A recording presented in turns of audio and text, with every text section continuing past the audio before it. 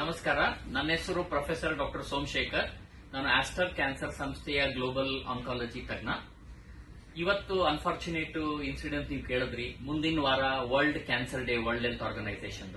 ಇಂಡಿಯಾದಲ್ಲಿ 2 ಕ್ಯಾನ್ಸರ್ ತುಂಬಾ ಕಾಮನ್. ಒಂದು ಸ್ತ್ರೀಯರ ಗರ್ಭಕೋಶದ ಬಾಯಿದು ಸರ್ವೈಕಲ್ ಕ್ಯಾನ್ಸರ್, ಎರಡನೇದು ಬ್ರೆಸ್ಟ್ ಕ್ಯಾನ್ಸರ್. ಆದ್ರೆ ಅನ್ಫಾರ್ಚುನೇಟ್ಲಿ ಏನಂದ್ರೆ ಈ ಕ್ಯಾನ್ಸರ್ ಫುಲ್ಲಿ ಟ್ರೀಟಬಲ್, ಕ್ಯೂರಬಲ್. ಜನಕ್ಕೆ ಇದರ ಬಗ್ಗೆ ತಿಳುವಳಿಕೆ ಇರೋದ್ರಿಂದ ಪಾಪ ಅವರನ್ನ ಇಗ್ನೋರ್ ಮಾಡ್ತಾರೆ.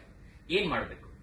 ಈಗ ಸರ್ವೈಕಲ್ ಕ್ಯಾನ್ಸರ್ ಒಳಗಡೆ ಸುಮ್ನೆ ರಕ್ತಸ್ರಾವ, ಬಿಳಿ ಸ್ರಾವ, ಬೆನ್ನು ನೋವು, ಆಮೇಲೆ ಕಾಲ್ ನೋವು ಬರುತ್ತೆ.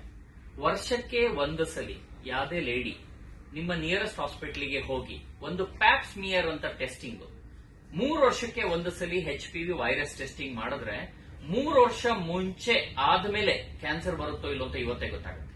ಎರಡನೇದು, ಮನೆಯಲ್ಲಿ ಯಾರೇ ಹೆಣ್ಮಕ್ಳು 11 ರಿಂದ 12 ವರ್ಷ ಆಗ್ತಿದ್ದಂಗೆನೆ 19 ವರ್ಷದ ಒಳಗಡೆ ಒಂದೇ ಒಂದು ಡೋಸು HPV ವ್ಯಾಕ್ಸಿನ್ ತಗೊಂಡ್ರೆ 99% ಅವ್ರದ್ದು ಲೈಫ್ ಅಲ್ಲಿ ಗರ್ಭಕೋಶದ ಕ್ಯಾನ್ಸರ್ ಬರದೇ ಇರಂಗಿದೆ.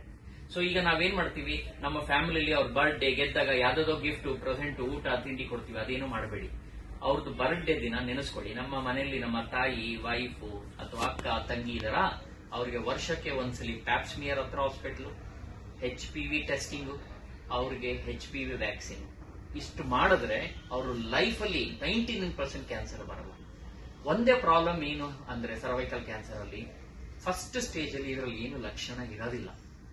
ಆಗ್ಲೇ ಲಕ್ಷಣ ಬಂದಾಗ 2ನೇದು 3ನೇ ಸ್ಟೇಜ್. ಇಂಡಿಯಾದಲ್ಲಿ ಎಲ್ಲ ಸ್ತ್ರೀಯರು 3ನೇ ಸ್ಟೇಜ್ ಅಲ್ಲಿ ಬರ್ತಾರೆ ಸರ್ವೈಕಲ್ ಕ್ಯಾನ್ಸರ್. ಅದರಲ್ಲಿ 50% ಕ್ಯೂರ್ ಆಗುತ್ತೆ, 50% ಆಗಲ್ಲ. ಅದೇ ಪ್ರೀ ಕ್ಯಾನ್ಸರ್ ಅಲ್ಲಿ ಬಂದ್ರೆ 99% ಕ್ಯೂರ್ ಆಗುತ್ತೆ.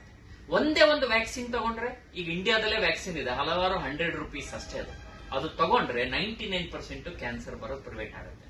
ಸೊ ನಿಮ್ಮ ಮಾಧ್ಯಮ ಮುಖಾಂತರ ಎಲ್ಲರಿಗೂ ಏನ್ ಹೇಳೋದು ಅಂದ್ರೆ, ಹೈಜೀನ್ ಇಂಪ್ರೂವ್ ಮಾಡಿ, ವರ್ಷಕ್ಕೊಂದ್ಸಲಿ ಪ್ಯಾಪ್ ಸ್ಮಿಯರ್ ಸ್ಕ್ರೀನಿಂಗ್ ಮಾಡಿ, 3 ವರ್ಷಕ್ಕೊಂದ್ಸಲಿ HPV ಟೆಸ್ಟಿಂಗ್ ಮಾಡಿ. ನಿಮ್ಮ ಹೆಣ್ಮಕ್ಳು 11 ವರ್ಷ ಆಗ್ತಿದ್ದಂಗೆ 1 ಡೋಸ್ ವ್ಯಾಕ್ಸಿನ್ ಕೊಡಿ. ನಿಮ್ಮ ಫ್ಯಾಮಿಲಿ ಲೈಫು, ಬೇರೆ ಎಲ್ಲ ಲೈಫು, ಬರ್ಡೇ ದಿನ ಬೆಸ್ಟ್ ಗಿಫ್ಟ್ ಕೊಡಿ ಅವರಿಗೆ. ನಮಸ್ಕಾರ.